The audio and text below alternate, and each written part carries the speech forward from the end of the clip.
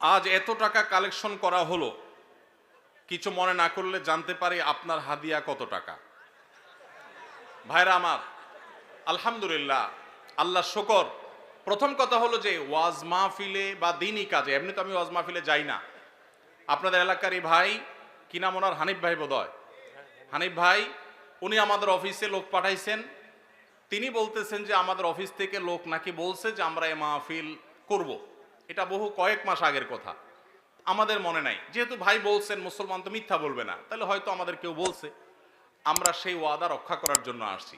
আসার ক্ষেত্রে আমি হানিফ ভাইকে আমার অফিস থেকে শর্ত দিয়ে দিছি যে মাহফিল করার পর আমাকে কোনো টাকা পয়সা, কোনো হাদিয়া দিবেন না। এই শর্তে আমি আসতে পারি।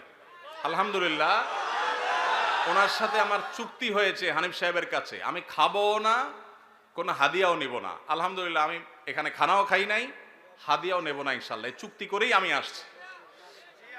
কোন জায়গায় কেউ যদি আমাদের পথ খরচ দেয় বা হাদিয়া দেয়, আলহামদুলিল্লাহ, আমরা যেখানে মানুষ খুব জোরাজোরি করে নেই। আর যদি কোনো মসজিদ মাদ্রাসা হয় বা দিনী প্রতিষ্ঠান হয়, সচরাচর আমরা চেষ্টা করি পথ বড়াটাও নিজের পকেট থেকে দিয়ে যাওয়ার। এটা যেহেতু প্রশ্ন খোঁচা মেরে করেই ফেললেন, সেই প্রসঙ্গে বলা, হানিফ ভাই এখানে উপস্থিত আছে, সাক্ষী উপস্থিত আছে, ওনার সাথে চুক্তি করা হয়েছে। যেহেতু মাদ্রাসার মাহফিল, মাদ্রাসার জন্য দুনিয়ার টাকা উঠানো লাগতেছে, একটা মসজিদ নাই, বাচ্চাদের থাকার জায়গা নাই, তাহলে এখান থেকে আমার হাদিয়া নেওয়া লাগবে কেন? আলহামদুলিল্লাহ, আমার চলার মতো ব্যবস্থা আল্লাহ তাআলা আমাকে দিয়েছেন, যথেষ্ট দিয়েছেন। অতএব আপনারা বরং মসজিদের জন্য সহযোগিতা করবেন, জমির জন্য সহযোগিতা করবেন, করবেন তো ইনশাআল্লাহ? মাদ্রাসার ছাত্রদের থাকার ভালো ব্যবস্থা যেন হয়, সেজন্য সাহায্য করবেন, ঠিক আছে না ইনশাআল্লাহ? আর আমাকে হাদিয়া দেওয়া লাগবে না, ইমাম সাহেবদের বেতন বাড়াই দিয়েন। ইমাম সাহেবদের বেতন বাড়াই দিবেন তো ইনশাআল্লাহ? ইমাম সাহেবদের বেতন বাড়াই দেওয়ার তৌফিক আল্লাহ তাআলা আমাদেরকে দান করুন। ওলামা একরাম ওয়াজ মাহফিলে যারা আসেন, তাদেরকে সম্মানজনক হাদিয়া দিবেন। আমি নিচ্ছি না, আমার আলহামদুলিল্লাহ না নিলেও চলে, এবং মাদ্রাসার মাহফিল থেকে নেই না, অন্য কেউ জোর করলে হয়তো নেই। কিন্তু যারা অন্যান্য ভাইরা আসেন, ওয়াজ মাহফিল করেন, অনেকে আছে রাতে গাড়ি অ্যাক্সিডেন্টে মাহফিল থেকে যাওয়ার সময় পুরো গাড়ি শেষ হয়ে যায়, আছে না?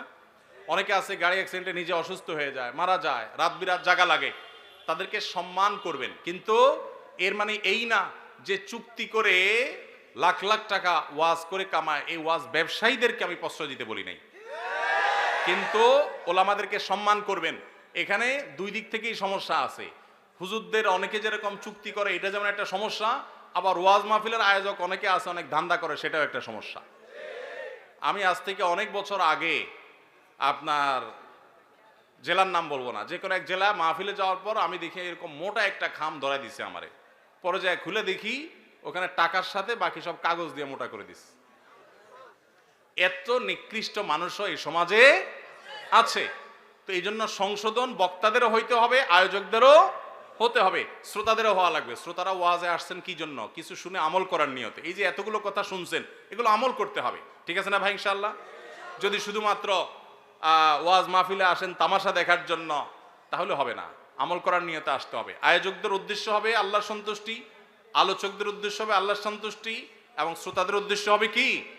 আল্লাহর সন্তুষ্টি। আল্লাহ তাআলা আমাকে, আপনাকে, আমাদের সবাইকে ইখলাসের সাথে কাজ করার তৌফিক দান করুন। মসজিদের ইমাম সাহেবের জন্য টাকা কালেকশন করে সেই টাকা মসজিদের ফান্ডে জমা রাখা যাবে কিনা? ইমাম সাহেবের জন্য টাকা কালেকশন করে সেই টাকা মসজিদে রাখতে পারবেন কিনা, এই অপকর্মটা ঈদের সময় বেশিরভাগ ঈদগাহে, বেশিরভাগ মসজিদে হয়। টাকা তোলার সময় গামছা নিয়ে বলতেছেন ইমাম মুয়াজ্জিনের হাদিয়া দেন।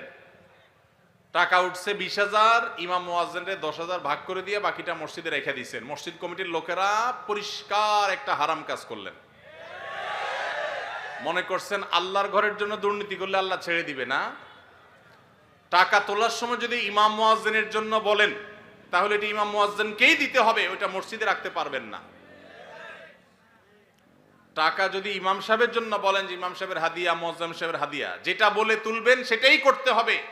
নসুল ওয়াকিফে কানাসি শারিয়া, দাতা যে জন্য দিবে আপনাকে সেই খাতে খরচ করতে হবে। আপনি ইমাম সাহেবরে সামান্য কিছু দিয়া, বুঝ দিয়া বাকিটা মসজিদে রেখে দিয়েছেন, এটার নাম দুর্নীতি। এটার নাম কি? এটা জায়েজ নাই। অনেক কমিটির ভাইরা এটা করেন, চিন্তা করছে সারা জীবন নিজের জন্য চুরি, 2 নম্বরই দুর্নীতি করলাম, এবার আল্লাহর ঘরের জন্য একটু 2 নম্বরই করি। জায়েজ হবে? ভাইরা আমার, এই জন্য সতর্ক থাকতে হবে, খবরদার।